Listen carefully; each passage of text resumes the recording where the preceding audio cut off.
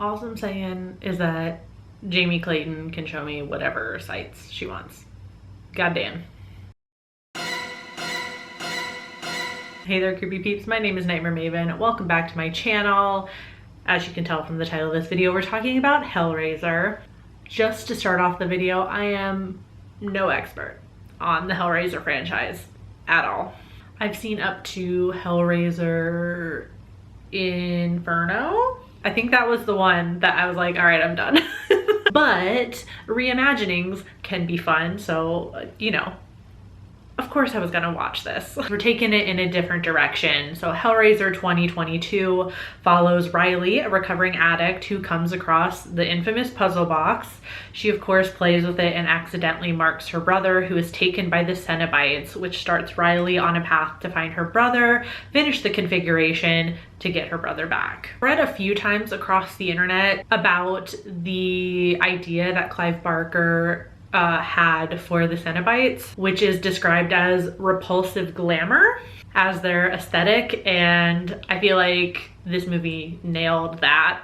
I do love the black leather clad Cenobites from the original, but these like high fashion skin suits also look really cool. To me, it felt like an outward desire for pleasure so intense that it's just pain. Maybe I don't fully understand the Cenobites and their motivations in either film, like the original or this one. I know they say their whole thing is pleasure and pain.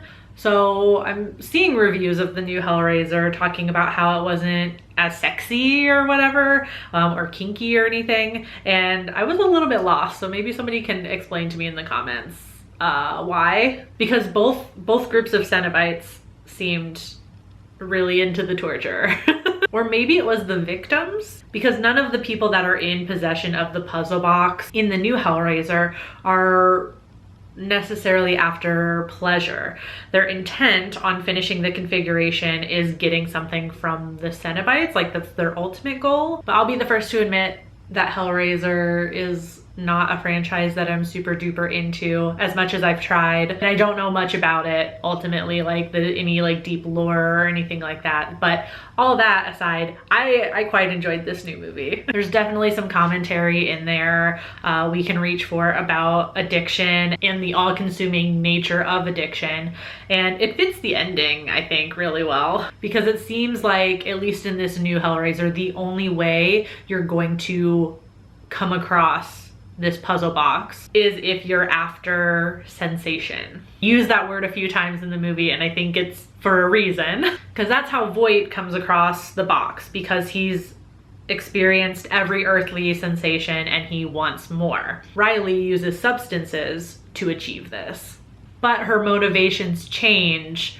when her brother gets taken. So throughout the movie, she's not after sensation, she's just trying to complete the puzzle box to ask for her brother back as her prize. But she ultimately realizes at the end that wanting nothing is the only way to like be free of the Cenobites. And I don't know, I really like that. Maybe I'm just reaching, but I enjoyed that about the movie. I thought it was a compelling reimagining of the Cenobites, and I personally didn't feel the length of the movie. I noticed in a lot of reviews people were talking about how long it was, and I didn't even realize how long the movie was until I read those reviews, and I was like, oh, for real? It was 120 minutes? And I thought the parts where the Cenobites are coming for somebody, like one of their victims, to be quite scary with the music and the way the environment starts opening up and changing, you know, to like the hellscape or whatever it's called. I'm not really sure. Hell. It's hell, right? It's hell. And the screaming. Oh my God. Some of the screams in this, especially ones that were happening off camera, like right in the opening of the movie too. Chills, absolute chills. I also liked how they waited to reveal the Cenobites bit by bit. You don't even really see the Hell Priest, Pinhead, but they're called the Hell Priest, until Nora scene, which, holy fuck. I'm still not okay after that part. Like the fucking throat thing, like, oh.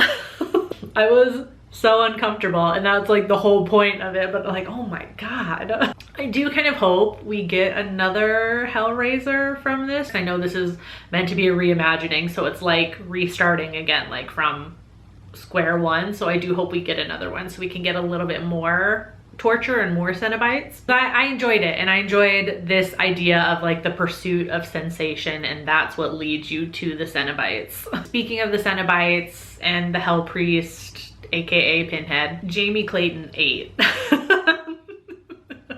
Whatever the fuck they did to her voice. Let's just say I learned something new about myself while watching this movie. She was so scary, and yet I could not take my eyes off of her the entire time she was on screen. I think that was the goal. I think that was the goal, maybe. Overall, as somebody who's not like a huge fan of the franchise, or, you know, I don't know everything about the franchise or anything like that, again, for context, I really enjoyed this new movie and would 1000% watch it again. And I would love to know what you guys thought about the movie, whether you're a fan of the franchise or not, just to see how it compares also for people. I hope you enjoyed this video. If you did, give it a thumbs up, subscribe if you're new here, become a creepy peep today. I will see you very soon with a new video. I think that's next or something. Until then, stay strange. Bye.